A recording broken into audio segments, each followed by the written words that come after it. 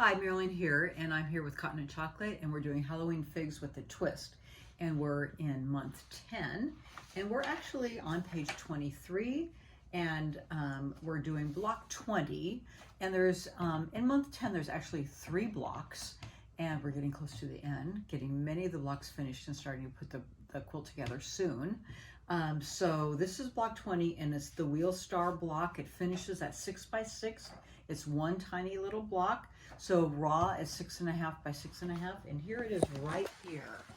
So this is where it is in the quilt, just a cute little block.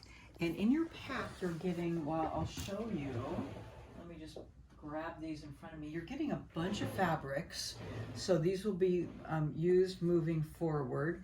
And so they refer to using some of the fabrics from your previous month. So this was, some of it is from month 7, but all of these fabrics, and I'll be referring to some of these as we move forward. So I just grabbed the fabrics I'm using from the kit, but if you have them from previous months, then please use those up first, okay? So the first fabric is Orange with Circles. It's this fabric right here, and you probably have some of that already. And so we're doing these little wings here. So I've been using my wing clipper and rewriting it, but just for the sake of saving some of the smaller strips from month 7, I just went ahead and did it traditionally like they had it in the block this time. So Orange with Circles, from, if you had a 2-inch strip, you would cut 4 2 by 3.5 inch pieces and 4 2 by 2 inch squares, okay? And then from the black Houndstooth, it's actually a different fabric this time. It's this blue, so on your swatch chart, it's actually just referred to as black, okay? So it's this pretty little blue, and that's in the center. And then black solid, we're actually using the black zigzag, and that's this pretty little blue here. And if you can't find it, it's in the pack this month, and you don't need much of it. You just need 4 2-inch squares. So just, you can take it off of the swatch, one of your strips from this month. And then the last one, of course, is your ivory solid. So you can use some up that you have, and you need 12 2-inch squares. Okay, so that's just a strip off of here. Okay, so first we're going to do the little ends here, which is our flying geese. And so you're going to take your rectangle, and I'm using my folded corner clipper. So the first one, I'll just lay this out kind of facing me, but you can see what I'm doing. I've already done this square, so I would place the square on top of here. I would cut this off with my 2 inches here. I cut this. So this, I'll take this off. It was cut like this. So you can see and then it makes an indent and my sewing lines here, and then I press this out. So then my next one, and I'm doing this right-handed, this gets placed here. So you do have to press this out before you do the next one. And if you're not sure where to do it, you can always do a little cheater press or a cheater line.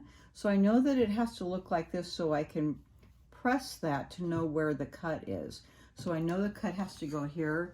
So my ruler goes just like this. And then my cut is going to be right here. And that gets cut off. And then I would do all 4 and then just run them through my machine. And your indent is here, meaning that that's my 1/4 inch right there. Okay? So my 1/4 inch indent, and if they move around, you can pin them before you run them through your machine. All right, so that's one pressed open. And the beautiful thing about using that ruler is that I have that perfect 1/4 inch to sew against when I press those out. Okay, so you'll get 4 of those, and those will be going on the outside of my block right there. Okay, so you'll just put those aside, which I'll do. And then the next step, step 2, is using a sew and flip method, making a square in the square. And again, I'm using my folded corner clipper and doing the same thing, putting the square in the corner. And I just do the opposite sides first. cut them, sew on each side, and then I'm going to flip those open. And then I'll do this, the opposite corners. And these are all with your 2-inch ivory solids. Okay, or our light yellow solids. So once I have those pressed open, I'll put my ruler on this side at the 2-inch mark. And then I'm going to cut this one off here. And then I can also just turn that. And you can put a pin there if you would like, or just it will stick in place. And then I'll do the opposite side here, put it on my 2-inch mark, and then cut this side. And then you can sew those down, and then those will, once they're sewn, those would flip open, and there's my square and a square right there. And that's going to go right in the center. So here I have my square and a square, and then I have my flying geese around the outside. So if we kind of pretend that we have our flying geese around the outside, and then the last thing that you would do if this was sewn here, I'm just going to put that in place with a little imagination, is you're going to be piecing these blocks out. So these little floral squares, 2-inch squares, will go here in the corners.